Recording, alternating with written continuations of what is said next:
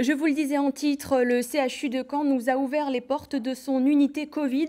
Alors comment les soignants s'adaptent-ils face à cette deuxième vague? Si pour l'instant l'épidémie est sous contrôle, tous restent sur le qui-vive. C'est ce qu'ont pu constater Laurent Marville et Cyril Duponchel. 11e étage du CHU.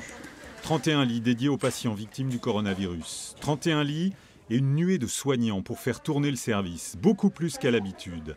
Car le virus nécessite des mesures de précaution sanitaire inouïes et donc du personnel en plus. On est obligé de se déshabiller, se rhabiller.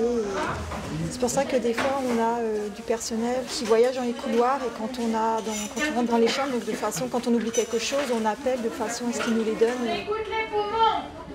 Ouais, faut bien mettre l'oxygène là. On s'assoit. L'attention portée aux malades est cruciale, car dans ce service, ils n'ont aucun contact avec l'extérieur.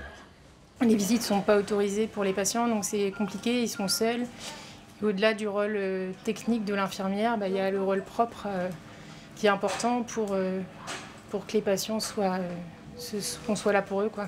Claire, la dame en fenêtre, oui. Elle peut sortir au SSR à IF. Aujourd'hui 13h.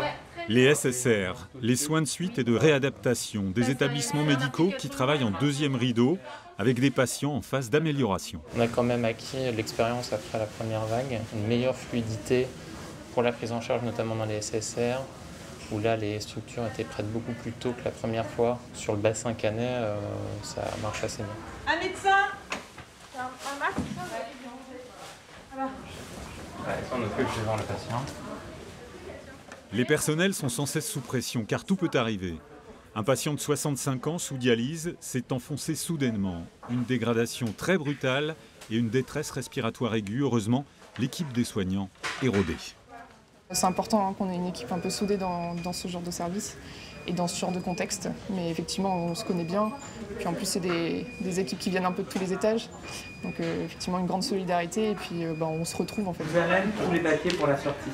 Il y a également les embellis, comme ce malade de 62 ans, arrivé il y a 10 jours de l'hôpital Robert-Bisson de Lisieux.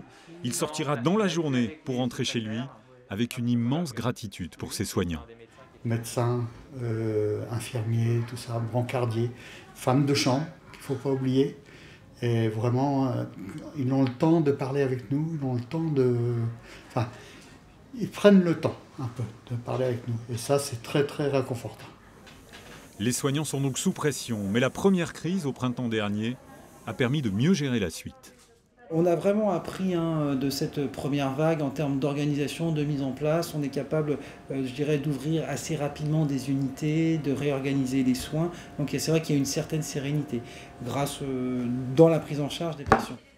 Concentrés et solidaires, les soignants attendent le pic épidémique prévu pour les prochains jours. Voilà, et pour aller plus loin sur ce sujet, le professeur Renaud Verdon est avec nous sur ce plateau. Bonsoir. Vous êtes le chef du service des maladies infectieuses au CHU de Caen. Première question, on l'a vu, quand est-ce qu'est attendu le pic ?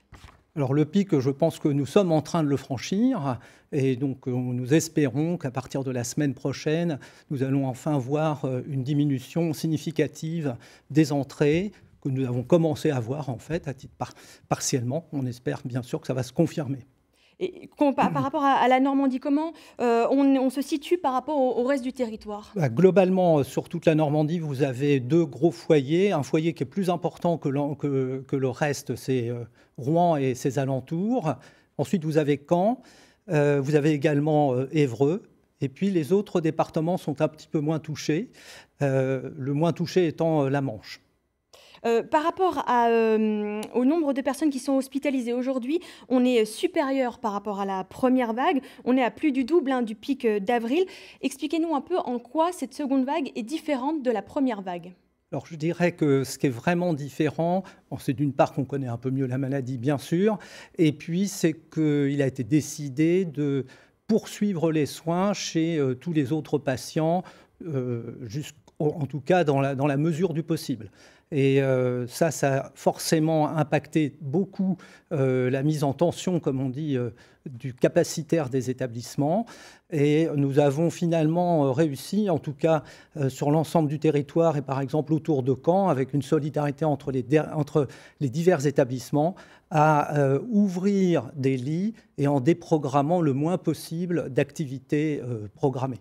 Justement, on en est où par rapport à la capacité de ces lits en réanimation? Alors, pour la capacité des lits en réanimation, faut savoir qu'il y a tout de même une quantité importante de patients atteints par le Covid qui occupent des lits. Et vous savez que les durées d'hospitalisation en réanimation sont longues, avec des chiffres qui peuvent aller de 40 à 70% du capacitaire de réanimation qui sont occupés par le Covid.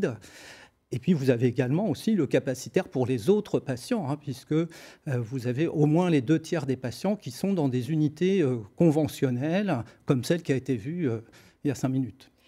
Merci. Certaines grandes villes constatent un ralentissement de l'épidémie. Olivier Véran parlait d'un frémissement. Est-ce que c'est le cas aussi ici en Normandie? Oui, on peut dire qu'on ressent ce frémissement, puisque en nombre d'entrées en hospitalisation, nous avons été à une période avec 10 patients nouveaux par jour. Et maintenant, depuis plusieurs jours, nous sommes à 5 patients par jour, 5 nouveaux patients par jour. Donc c'est très significatif. Évidemment, il faut espérer que tout ceci soit également accompagné d'une diminution du nombre de nouveaux cas dans le reste de la population, ce qui est le cas également. Et comment ça va évoluer selon vous? À mon avis, les choses vont continuer. Le nombre de nouveaux cas va continuer à diminuer. Vous savez qu'on était à plus de 350 nouveaux cas pour 100 000 habitants par semaine.